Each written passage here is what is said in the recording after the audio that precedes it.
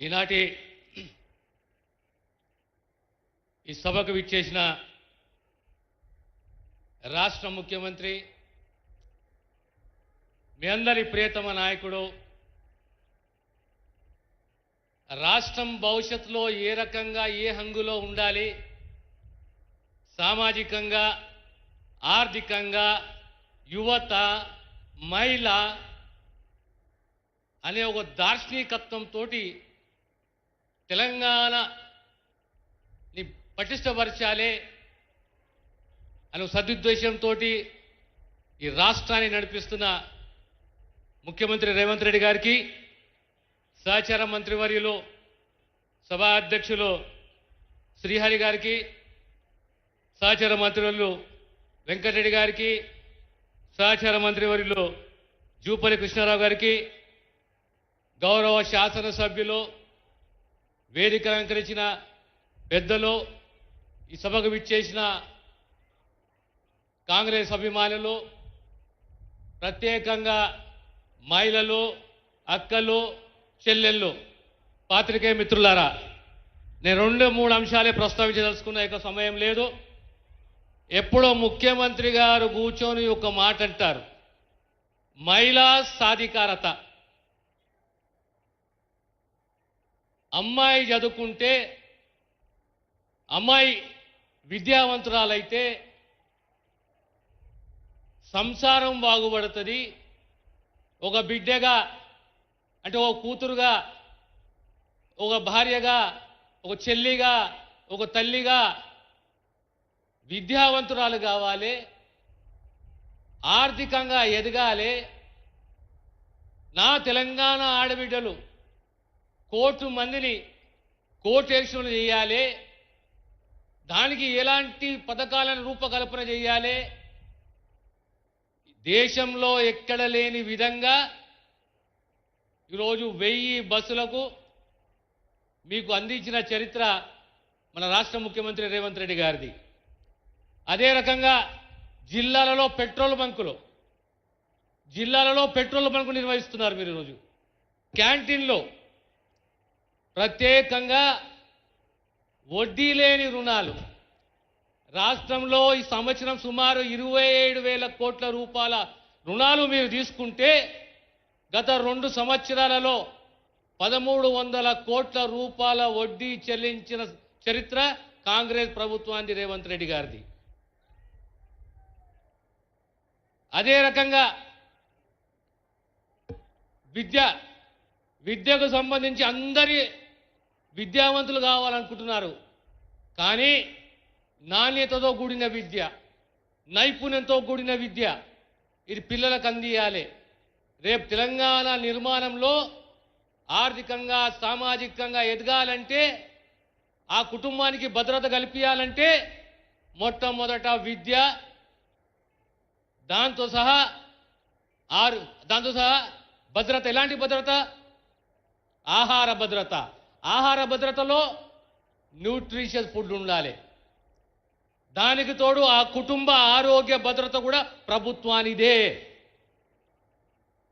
నిన్న ఒక అద్భుతమైన మీటింగ్ జరిగింది. ఆ మీటింగ్లో నేను కూడా ఊహించలేదు. ఆ మీటింగ్లో తెలంగాణ ఏ రకంగా అభివృద్ధి చెందాలి, ఏ ప్రాంతం ఏ రకంగా ఉండాలి, నీటి ప్రాజెక్టే కాదు, ఓ మక్తల్కు 1000 కోట్ల రూపాయలే కాదు, ఓ 5,000 కోట్ల రూపాయల లిఫ్ట్ ఇరిగేషనే కాదు, రాబోయే 2034 నాటికి తెలంగాణ ఏ రకంగా ఎదగాలి ఆర్థికంగా, 2047 వరకు తెలంగాణ ప్రభుత్వము, తెలంగాణ రాష్ట్రము ఏ రకంగా ఎదగాలి. ఈ మధ్యలో మనం చాలా వింటున్నాము, 1 ట్రిలియన్ అని చెప్పి, 3 ట్రిలియన్ అని చెప్పి. ఆ స్థాయికి తెలంగాణ సమాజము, తెలంగాణ ఆర్థిక వ్యవస్థను పెంచాలంటే ఏమి చేయాలి, ఎలాంటి నిర్ణయాలు తీసుకోవాలి? అందులో ప్రధానంగా ఒక్కొక్క ప్రాంతాన్ని ఎంత అద్భుతంగా మా నాయకుడు డిజైన్ చేశాడంటే, కోర్ ఏరియా, కోరు, క్యూరు, రేరు వ్యవసాయానికి సంబంధించిన ప్రాంతం సంపూర్ణంగా ఎక్కడైతే విత్తన ఉత్పత్తి అవుతుందో నాణ్యతతో కూడిన విత్తన ఉత్పత్తి, అదే రకంగా మ్యానుఫ్యాక్చరింగ్ ఏరియా,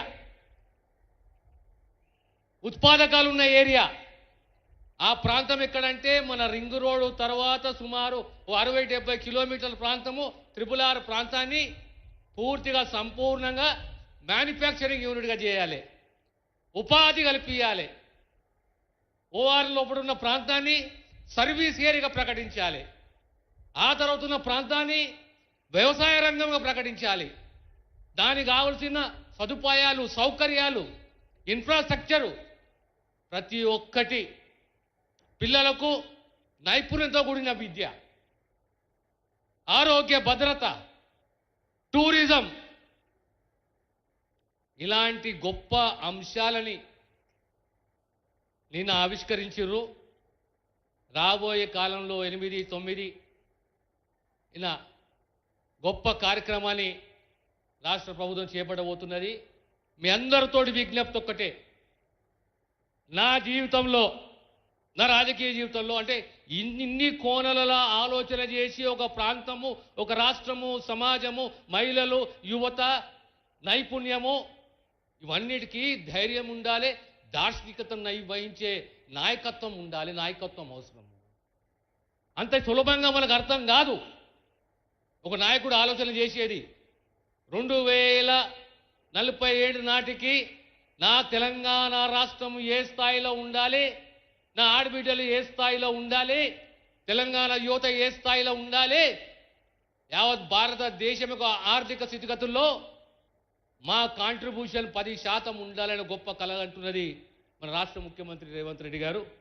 ఎక్కువ సమయం తీసుకోకుండా మీ అందరూ కూడా తెలంగాణ రైజింగ్ అనే అంశాన్ని 2034, 2047 ఎలాంటి కలగంటున్నది ఈ రాష్ట్ర ప్రభుత్వము, రాష్ట్ర ముఖ్యమంత్రి గారు అనేది ప్రత్యేకంగా యువత, విద్యావంతులు, విద్యార్థికులు ఇది ఆలోచించవలసిందిగా మీ అందరితో మరొకసారి విన్నవించుకుంటూనే సెలవు తీసుకుంటాను.